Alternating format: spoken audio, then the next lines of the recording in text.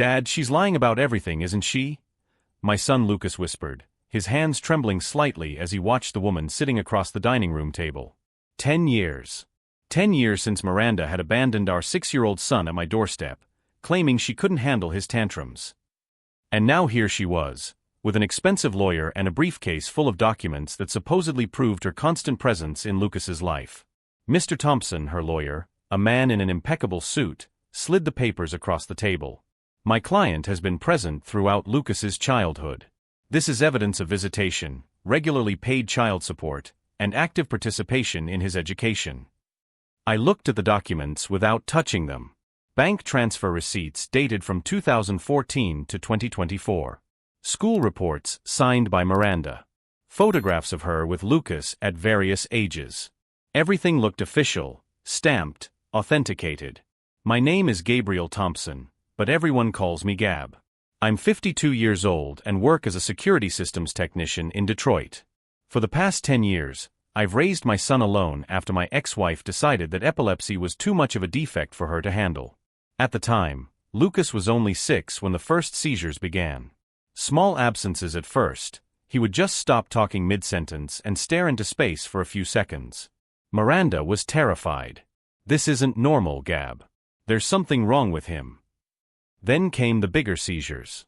Lucas would fall, his little body convulsing on the kitchen floor while I held his head and timed the seconds that seemed like an eternity.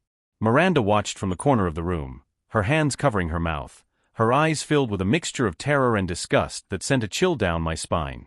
I can't do this, she said on a rainy Thursday in March. Gab, I tried, but I can't be the mother of a special child. Special. As if epilepsy were a death sentence rather than a treatable medical condition. The next morning, I found Lucas alone on the porch, his small backpack at his feet, still wearing his Spider-Man pajamas. Miranda had left a note on the refrigerator, "He's better off with you. I'm not cut out for this." For years, Lucas would ask when his mom would come back. I explained that some people don't know how to love unconditionally, but that didn't mean he wasn't worthy of love. Gradually, he stopped asking. And now, 10 years later, Miranda was back. Not for love. Not because she missed her son. She came back because Lucas, at 16, had developed a medical monitoring app that he sold to a tech startup for $2.8 million. The story had appeared in the Detroit Free Press. Teenager with epilepsy creates revolutionary app. Miranda saw the article. Everyone saw it. As you can see, the lawyer continued, there is substantial evidence that Ms. Thompson maintained consistent contact and provided significant financial support during Lucas's upbringing. Lucas looked at me with that calm expression I knew so well. The same expression he had before a seizure, when he could feel the electrical storm forming in his brain. But this time, it wasn't a seizure that was coming. "Let her speak, Dad," he whispered softly, just to me. I studied my son's face. 16 years old, tall for his age, with the bright green eyes of the intelligence he had always displayed. The seizures had become rare with the right medication, but they never disappeared completely. Miranda didn't know that. She knew nothing about who Lucas had become. "Gab," Miranda said for the first time since she arrived, her voice sweetened with a familiarity she no longer deserved to use. "I know our separation was difficult, but I've always been there for Lucas. I've always supported you financially." Lie. Every word a documented, stamped lie. But as he watched Miranda elaborate her carefully constructed charade, a small smile crossed Lucas's lips. Very subtle. Almost imperceptible. It was the same smile he had when he finished coding his app. The smile of someone who had just solved a complex problem. If you're following this story of family betrayal and want to know how a father and son can defend themselves together against elaborate lies, subscribe to the channel because what happened next changed everything. Because Miranda had no idea what Lucas had been secretly documenting over the past few years.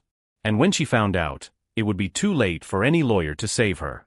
"I always supported you financially," Miranda repeated, her voice gaining confidence as the lawyer organized more documents on the table. "Gab, you know I sent money every month. $500 a month, religiously. $500. I almost laughed at the irony. In the first few years after she left, I was making only $1,200 a month repairing alarm systems for small businesses. $500 would have meant food on the table, medicine for Lucas's seizures, maybe even decent health insurance. But there was no $500. There wasn't a penny. "Dad," Lucas whispered, lightly touching my arm. "Can I see the documents?" Miranda leaned forward, beaming. "Of course, honey. You can see how Mommy always took care of you." Mommy. The word came out of her mouth as if it were natural, as if she had earned the right to use it. As if 10 years of total absence could be erased by a folder of forged papers. I watched Lucas examine the documents with that intense concentration I knew so well. It was the same expression he had when he was coding, when every line of programming had to be perfect. His eyes moved quickly across the pages, absorbing information, cataloging inconsistencies. "Interesting," he murmured softly. Miranda smiled more broadly. "Your son is very smart, Gab. He clearly inherited that from me." This time, I actually laughed. A dry, humorless sound. "Do you remember the last crisis you witnessed, Miranda?" Her smile faltered slightly. "Gab, we don't need to reconnect with past emotions." "It was a Tuesday morning," I continued, ignoring her protests. Lucas was eating cereal in the kitchen when it started. First that distant look, then the stiffness. He fell off his chair and hit his head on the corner of the table. Miranda was visibly uncomfortable now, fiddling with the strap of the expensive bag she was carrying. Blood trickled down his forehead as his body convulsed on the cold kitchen floor. "Do you know what you did, Miranda? You yelled at me to do something, and then ran to the bedroom because you couldn't handle the sight." "That was a long time ago, Gab. People change." "Changed so much that you didn't call once in 10 years to find out if your son was alive or dead?" Her lawyer interrupted, clearly trying to redirect the conversation. "Mr. Thompson, my client has been present in many ways. It's not always possible to maintain direct physical contact, but financial support demonstrates consistent parental commitment." I looked at the man in the expensive suit, wondering how much Miranda was paying him to represent this charade. "Financial support? You mean the $500 a month she claims to have sent?" "Exactly. Documented and verified." "Then can you explain to me how we managed to survive when I was unemployed for 3 months in 2015? When I had to sell my car to pay for Lucas's medication? When we ate instant noodles for 2 weeks straight because we couldn't afford anything else?" Silence filled the room. Miranda avoided my gaze, pretending to study her perfectly manicured nails. "If there was $500 coming in every month," I continued, "why did I have to take out loans from loan sharks to pay for emergency surgery when Lucas broke his arm during a seizure?" "Maybe there was a problem with the transfers," the lawyer began, but his voice sounded less confident. "Or maybe," Lucas said softly, still examining the papers, "those transfers never existed." Miranda turned to him with that forced smile. "Lucas, dear, you were too young to understand financial complexities. Adults sometimes use different methods too." "Mom," Lucas interrupted her, using the word with a coldness that made me shiver. "Can I ask you a question about these dates?" She nodded eagerly, clearly hoping for an opportunity to validate her lies. "This receipt here says you sent $500 on September 15, 2017. Do you remember that day specifically?" "Well, not exactly, but..." "Because I remember it perfectly. It was my 13th birthday."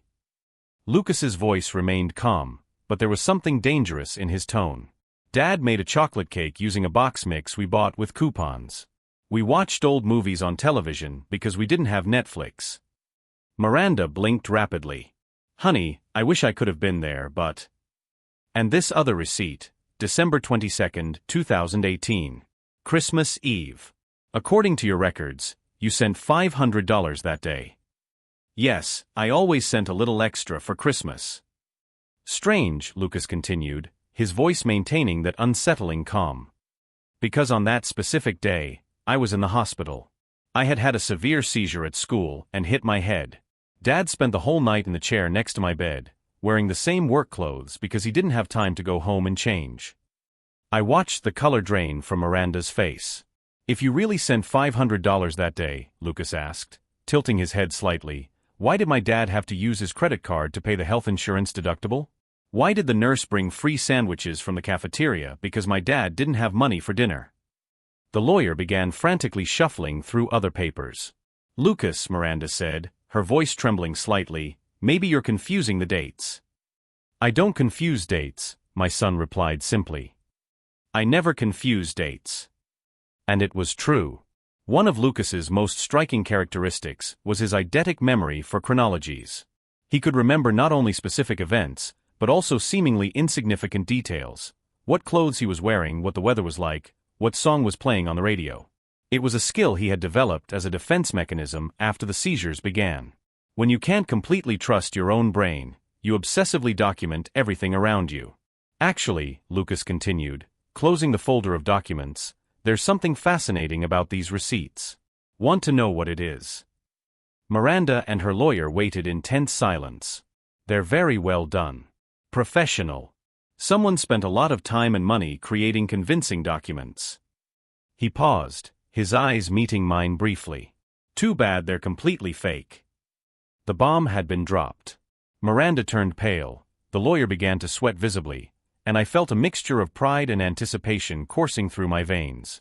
My son was only 16, but he was about to teach the mother who abandoned him a lesson she would never forget.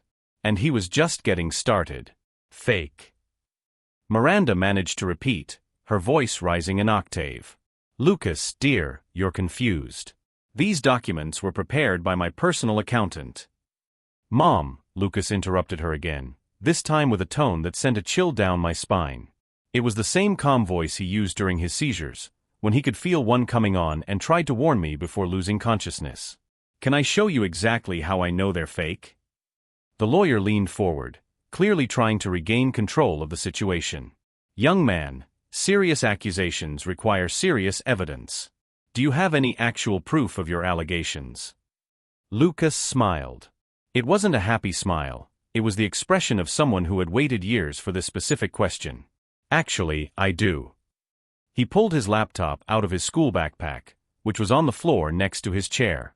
Dad, do you mind if I show our visitors what I've been doing for the past 10 years? I watched my son open the computer with precise, deliberate movements. All these years, I knew Lucas was meticulous. I knew he obsessively documented his daily routine, his medications, his seizures, everything. I thought it was a way of coping with the anxiety caused by his epilepsy. Now I realized it had been much more than that. This is my personal documentation system, Lucas explained, turning the screen so Miranda and the lawyer could see it. I started when I was 7, after my second teacher, Mrs. Martinez, suggested that keeping a journal might help me process my mother's absence. The screen showed a complex interface, divided into sections: calendars, photographs, scanned documents, audio recordings, even graphs and spreadsheets. 7 years. Miranda stammered. Lucas, that's too obsessive. It's necessary, he corrected gently. When you have epilepsy, you need to track patterns. When your mother disappears without explanation, you need to document reality so you don't start questioning your own memories. He clicked on a folder labeled Maternal Absence Evidence. For example, Lucas continued, you said you sent $500 on September 15, 2017. Here's a photo I took that day. The image appeared on the screen, me, clearly younger and visibly exhausted, sitting at the kitchen table surrounded by unpaid bills. My head was in my hands, and there was a stack of red envelopes, collection notices, scattered in front of me. I can see the date and time on the digital camera Dad gave me that birthday. I can also see the overdue bills on the table. Rent, electricity, phone. Lucas paused, his eyes meeting Miranda's. If you had actually sent $500 that day, my father wouldn't be sitting there with that look on his face, surrounded by eviction notices. The silence in the room was deafening. Or this one, he continued, clicking on another file. December 22, 2018. You said you sent extra money for Christmas. This time, the image showed a hospital room. I was sleeping in an uncomfortable chair next to a bed where Lucas, clearly younger, was connected to several monitors. There was a half-eaten sandwich on a hospital tray next to my chair. This was after my severe seizure at school. I fell and hit my head on the concrete during recess. Dad spent 3 days in the hospital with me because the doctors wanted to watch for possible signs of head trauma. Miranda was visibly pale now, but Lucas wasn't finished. The night nurse, Jamie, always brought extra sandwiches from the cafeteria because she knew Dad didn't have money to eat. She also let Dad use the phone at the front desk for free to call work and explain why he couldn't come in. He turned the laptop slightly, showing more photographs, me sleeping in hospital chairs, eating vending machine food, wearing the same clothes for days on end. "If you had actually sent that extra $500 that Christmas," Lucas said, his voice maintaining that unsettling calm, "my dad wouldn't have had to choose between gas to get to work and food to eat during the 3 days he spent in the hospital with me." The lawyer cleared his throat nervously. "Lucas, photographs can be manipulated, especially with modern technology." "You can check the metadata," Lucas offered immediately. "I also have the corresponding audio recordings, hospital medical records confirming the exact dates, and," he paused, a small smile playing at the corners of his mouth, "I have something you definitely didn't expect." He clicked on a new folder. Phone recordings. Miranda turned white as a sheet. "You see, when you abandoned Dad and me, he was devastated. He really believed you would come back. So he kept the same phone number for years, waiting for you to call. And when he finally realized you weren't coming back, he was afraid to change the number because he thought that maybe, just maybe, you would want to talk to me." Lucas clicked play. Miranda's voice, clearly younger, came out of the laptop speakers. "Gab, I can't do this anymore. That boy, he's not normal. These crises, the doctors, the medication. I'm not cut out for this. You can raise him on your own, you're better at it anyway." It was the call. The last call Miranda had made on December 24, 2010. 10 years of absolute silence. "Interesting," Lucas commented, pausing the recording. "Your last call was to say you were leaving me because I wasn't normal. But now your records show regular emotional support calls throughout all these years." Miranda was visibly shaking. "Lucas, you don't understand the context." "I understand the context perfectly."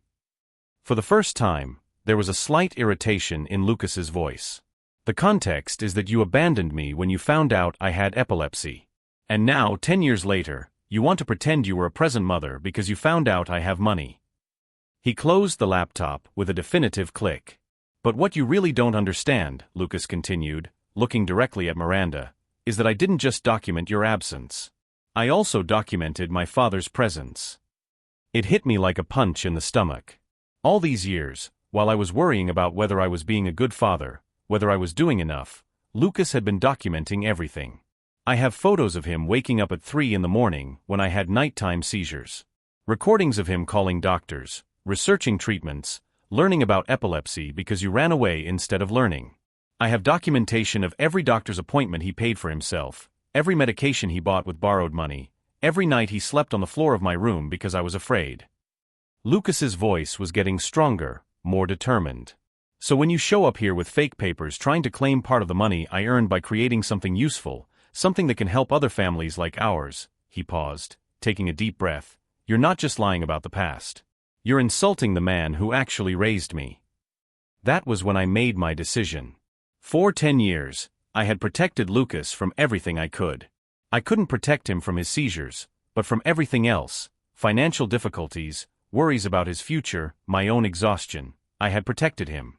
But Lucas was no longer a 6-year-old child frightened by seizures he didn't understand.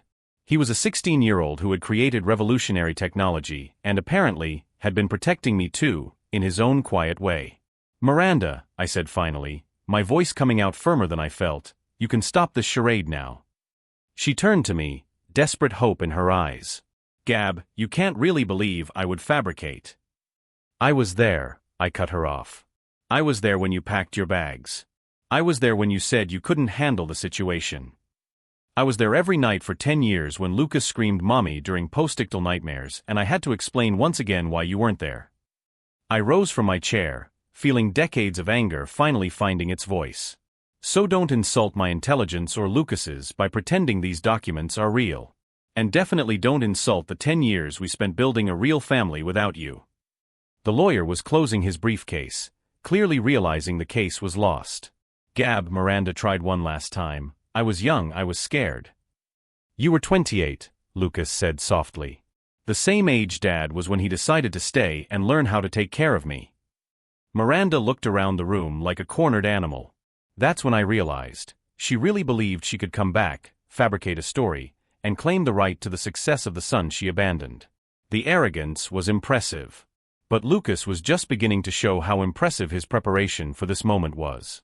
"Actually, Mom," he said, picking up his cell phone, "there's something else you should know about my documentation."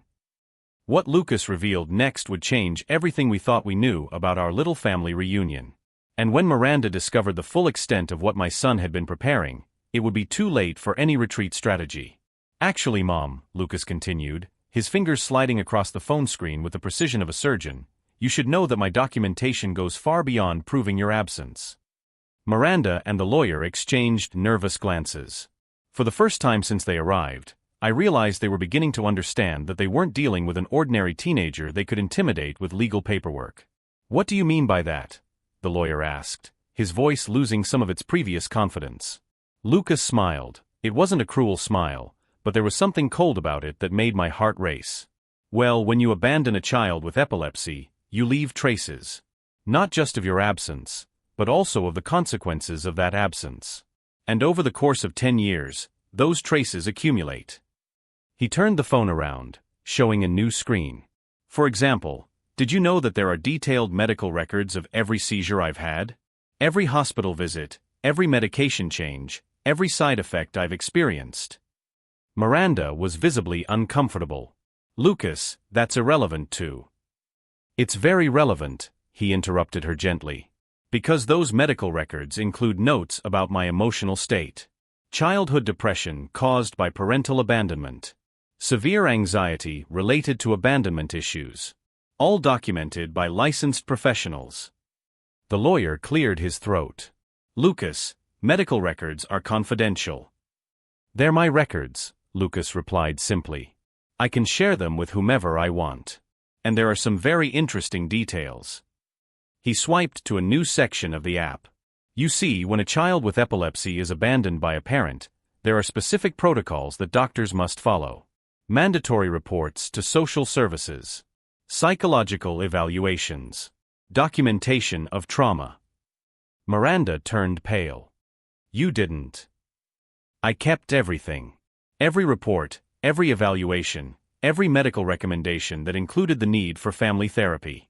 Therapy we never received because you weren't available to participate." Lucas paused, letting the weight of his words sink in. "But that's just the beginning. You see, over the past 2 years, while developing my app, I also worked on another project. A personal project." My stomach tightened. During those 2 years, Lucas spent extra hours on the computer after finishing his homework. He always said he was perfecting code or testing new features. I never imagined there was anything else. "What kind of project?" I asked, my curiosity mixed with concern. "Genealogical and social research," Lucas replied, his eyes meeting mine briefly before turning back to Miranda. "When you have epilepsy, doctors always ask about family history. Especially on the maternal side. So I started researching." The lawyer was now visibly nervous, shuffling his papers. "Lucas, where are you going with this?" "I'm getting to the fact that I've discovered interesting things about my mother's life over the last 10 years. Things she apparently didn't mention in her forged documents." Miranda stood up abruptly. "This is ridiculous. You're a child. You can't have access to." "Yes, I can," Lucas said calmly. "Especially when people share their entire lives on social media. And when you know where to look for public records." He showed us his phone screen. It was a detailed timeline, with photographs, documents, and screenshots organized chronologically. "For example," Lucas continued, "in July 2013, you posted photos from your summer vacation in Cancun. 3 weeks in Mexico. Interestingly, those are the same 3 weeks when, according to your forged documents, you were here in Detroit taking care of me during a supposed hospital stay." The silence in the room was deafening. "Or December 2015, he continued, sliding to another section. "Your Facebook posts show you celebrating New Year's Eve in Las Vegas. There are even photos of you in casinos, clearly dated. But your falsified documents claim that you were here, helping with my severe epileptic crisis during that period." Miranda was now visibly shaking. "Lucas, you don't understand the context." "I understand the context perfectly. The context is that you lied. Systematically. And you left electronic traces of every lie. Lucas turned to me. Dad, do you remember December 2015? I remembered. How could I forget? You had a severe seizure on New Year's Eve. We spent 3 days in the hospital because the doctors were concerned about possible status epilepticus. Exactly. And while Dad slept in uncomfortable chairs in the hospital, paying every penny of the treatment out of his own pocket, our mother was gambling on slot machines in Nevada. For the first time, I saw something that wasn't calculated in Lucas's expression. It was anger. Pure, justified anger. But the really interesting part, he continued, regaining his composure, is that I didn't stop there. You've only seen a small sample of what I've documented. The lawyer was now visibly sweating. Lucas, maybe we should. Maybe we should continue, Lucas interrupted him. Because there's something you really need to know before you proceed with this charade. He paused, his eyes fixed directly on Miranda. 3 days ago, when I saw the news about you hiring a lawyer to contest my legal emancipation and claim rights to my earnings, I did something you didn't expect. My blood ran cold. Lucas, what did you do? I did what any rational person would do when confronted with documented fraud and attempted family extortion, he replied calmly. I contacted the state of Michigan, Department of Human Services, Division of Child Protection. Miranda fell back into her chair as if she had been punched. I provided them with complete documentation of parental abandonment, medical negligence, and now attempted fraud to gain access to a minor's assets. I also provided evidence that you falsified legal documents in an attempt to deceive the judicial system. The lawyer was now pale. Lucas, you can't just. I already have. And they are very interested in the case. Especially because, Lucas paused, allowing the tension to build, they discovered that this isn't your first case involving questionable documentation. Miranda made a strangled sound. What do you mean? Background investigations are fascinating, Mom. Especially when you know how to access public records and cross-reference. Apparently, you've had some misunderstandings related to insurance and benefit claims in recent years. If you're following this shocking twist and want to find out how far a 16-year-old can go to protect his family, subscribe to the channel because Lucas was just beginning to reveal the true extent of his preparation. The lawyer was now frantically gathering his papers. Miranda, we need to talk. Now. But Lucas wasn't finished. Actually, he said, his voice maintaining that unsettling calm, there's something else you should know before you rush off. We all looked at him, waiting. The Department of Human Services wasn't the only agency I contacted. Miranda was now breathing shallowly, as if she were having a panic attack. You see, when you falsify documents to commit fraud against a minor, especially a minor with a documented medical disability, it becomes a federal crime. So I also contacted the FBI. The silence that followed was absolute. I could hear my own heart beating, the ticking of the wall clock, even the distant hum of the refrigerator. And they're very interested in talking to both of you. That's when I realized, my son wasn't just smart. He had become strategic. For years, while I was busy protecting him from the world, he had been meticulously documenting his own protection.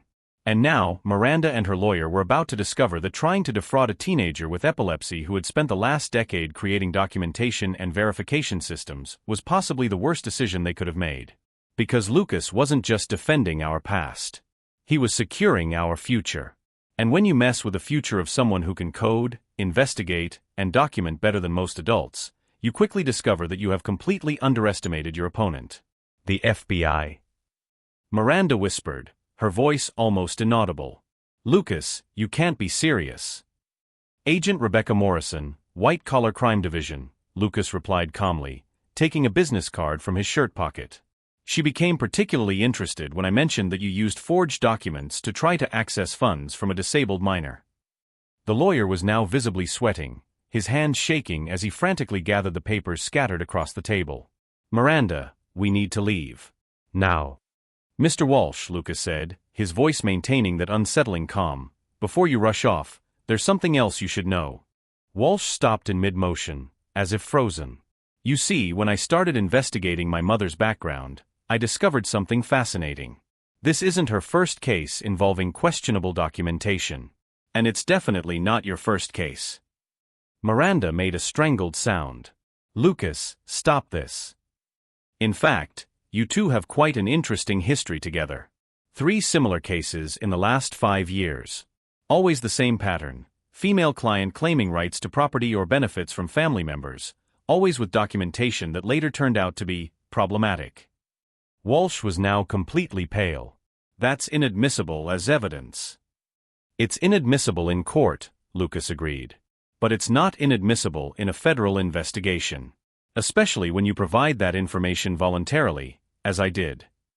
I watched my son with a mixture of pride and utter shock. For 16 years, I thought I was protecting Lucas from the world. Now I realized he had been protecting both of us in ways I could never have imagined. Agent Morrison was particularly interested in the case from June 2022, Lucas continued, his fingers sliding across the phone. An 83-year-old woman named Dorothy Chun. Do you remember Mrs. Chun? The silence in the room was absolute. Her children put her in a nursing home after she was diagnosed with Alzheimer's. A few months later, a woman showed up claiming to be her long-lost granddaughter, with documents proving that Dorothy had promised to leave her the house. Miranda was now breathing rapidly, as if she were having a panic attack. Dorothy's children were confused because they didn't know of any long-lost granddaughter. But the documents looked legitimate. Signed, authenticated, even with photographs of the alleged granddaughter visiting Dorothy over the years. Lucas paused, letting the weight of his words sink in.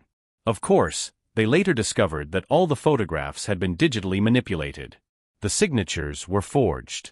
And the lost granddaughter disappeared with $68,000 from the sale of the house before anyone could legally question it. Walsh was now manically gathering his papers. Miranda, we're leaving. Now. The interesting part, Lucas continued, completely ignoring the lawyer's agitation, is that I discovered at least 3 other similar cases. Always the same lawyer.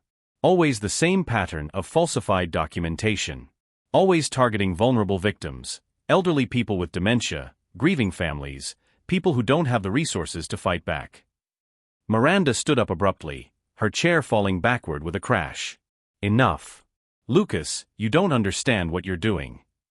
I understand perfectly, he replied, his voice finally showing a hint of emotion. I'm stopping you from doing to other families what you tried to do to us. That's when I realized, Lucas wasn't just defending himself. He was protecting other people like us. Vulnerable people who could be targeted by scammers like Miranda and Walsh. Agent Morrison said something interesting when we talked yesterday, Lucas continued. She said that cases like these are rarely isolated events. Fraudsters almost always have a pattern, a method they repeat because it works. Walsh was now at the door, clearly desperate to leave. Miranda. And she was right, Lucas said, turning his phone to show more files. You have a very clear pattern. You always target families with limited resources. You always use emotional vulnerabilities, abandonment, death in the family, disabilities. And you always bet that your victims won't have the knowledge or resources to fight back properly. Miranda was now visibly shaking. Lucas, I'm your mother. No, he said simply. You're a stranger who shares half my DNA. A mother is someone who stays when things get tough. A mother is someone who learns about epilepsy instead of running away from it. A mother is someone who doesn't abandon her child and then come back 10 years later trying to steal the money he earned. For the first time since Miranda arrived, I saw tears in Lucas's eyes. Not from sadness, but from a righteous anger that had been held back for years. Do you want to know what your fatal mistake was? He asked, his voice regaining its calm. You underestimated not only my intelligence, but also my dedication to justice. When you abandon a child with epilepsy, that child learns that the world can be unfair and unpredictable. But they also learn to be meticulous, to document everything, to never blindly trust anything. Lucas stood up and walked over to the dining room window. So when that child grows up and develops skills in technology, in research, in data analysis, and then sees their own mother trying to defraud other vulnerable families, well, that child decides that enough is enough. He turned to face Miranda directly. Agent Morrison will be here in exactly, he checked his watch, 23 minutes. You can try to run, but she already has all your known addresses. You can try to deny everything, but I've provided complete digital evidence that proves not only this case, but the 3 previous cases. Walsh was now pulling Miranda by the arm. We need to go. Now. Or, Lucas said calmly, you can stay and face the consequences like adults. Maybe even show some genuine remorse for the families you've harmed. Miranda stopped resisting Walsh's tugging. For a moment, she looked at Lucas with what might have been regret. Lucas, I was desperate. After you became famous, I thought maybe. You thought you could steal money from your own son, he said simply. And when that didn't work on the first try, you decided to try to defraud the legal system with forged documents. Miranda opened her mouth to respond, but no sound came out. The difference between us, Lucas continued, is that when I was desperate, when you abandoned me, when Dad lost his job, when we didn't have money for medicine, I found legal and ethical ways to solve the problems. I studied, I worked, I created something useful. He paused, his eyes meeting hers. You chose to steal. It was then that I heard the sound of cars pulling up in front of the house. Lucas smiled, the first genuine smile I'd seen from him all day. Ah, he said, checking his watch again, Agent Morrison arrived earlier than expected. Miranda and Walsh looked out the window and saw 2 black FBI cars parked on the sidewalk. Agents in sober suits were getting out of the vehicles, walking purposefully toward our door. How would you prefer to do this? Lucas asked politely. Do you want to go out to meet them, or would you prefer that I invite them in? The moment of recognition that crossed Miranda's face was devastating. First, the complete understanding that she had been defeated. Then the realization that there was no way out. Finally, the realization that she had been outsmarted by a child she had abandoned because she considered him too defective. And when the doorbell rang, announcing the arrival of the federal agents, I knew that my son had done more than just get revenge. He had ensured that Miranda and Walsh would never again be able to harm other vulnerable families. The real lesson Miranda was about to learn was that underestimating a child with epilepsy who had spent 10 years documenting injustices was possibly the biggest miscalculation of her entire life. 6 months later, Miranda was sentenced to 18 months in prison for document fraud and attempted family extortion. Walsh lost his license to practice law and faced federal charges for conspiracy in multiple fraud cases. Agent Morrison called me personally to thank Lucas for his cooperation. Your son helped us dismantle an entire fraud network that had been operating for years, she said. Vulnerable families in 3 states were victims of this scheme. Lucas was in the kitchen when I finished the call, preparing our traditional breakfast, scrambled eggs and toast, just as we had done 10 years ago. Do you feel avenged? I asked, watching him cut the toast into perfect triangles. He paused, considering the question with his characteristic seriousness. It wasn't about revenge, Dad. It was about protection. Protecting our family and protecting other families like ours. During the trial, we discovered that Miranda and Walsh had defrauded 17 families over the past 5 years. Always the same pattern: target vulnerable people, create false documentation, disappear with the money. The difference, Lucas told me one afternoon, is that the other victims didn't have someone like me documenting everything for 10 years. His data security consulting business grew rapidly. He specialized in helping families protect their assets from fraud, using the same techniques he had developed to defend us. Last week, I received a letter in prison. Miranda wrote asking for forgiveness, saying she finally understood how much she had hurt us. Lucas read the letter, folded it carefully, and put it in a drawer. Someday I may forgive her, he said. But forgiveness doesn't mean forgetting. And it definitely doesn't mean trusting again. I watch my son now, at 17, leading a team of security analysts, helping other families protect themselves.